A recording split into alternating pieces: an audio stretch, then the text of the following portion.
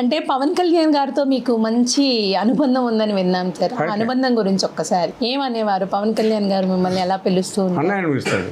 అన్న అని పిలుస్తారు. అన్నయ్య అని పిలుస్తాడు.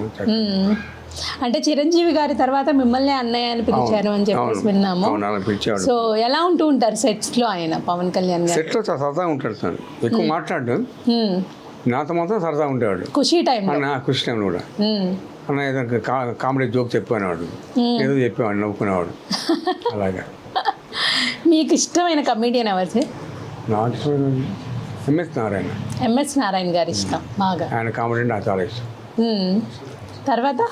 తర్వాత ఏముంది, బ్రహ్మానందం తెలిసిన విషయమే, కలిసి యాక్ట్ చేసాము. అవును, జాగ్రత్తగా ఉండేవాడు. ఎలా ఉంటూ ఉంటారు? యాక్ట్ చేయడం ముందు నాకు ముందు చెప్పాలి అని కొంచెం ఎంకరేజ్ అయ్యేది, కొంచెం ఇంప్రూవ్ చేసుకుంటా అనేవాడు. భయం అని అంటాను. భయం కాదు, అలర్ట్గా ఉంటే బెటర్ కదా అనేవాడు.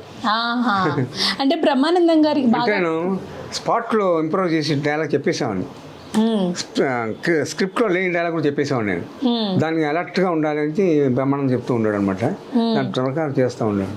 అందుకే ముందు చెప్పేవాడిని, బ్రహ్మణి చేయబోతున్నా అంటే దానికి తగినట్టుగా ఏం చేసుకున్నాడు, డిజైన్ చేసుకున్నాడు తను.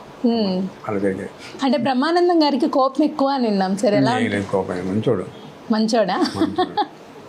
ఇద్దరు కలిసి ఎక్కడికన్నా వెళ్ళడం అలాంటివి చేసేవారా మీరు? లేదు, ఎక్కడికి లేదు. తనే వచ్చాడు, ఇంటికి వచ్చేవాడు.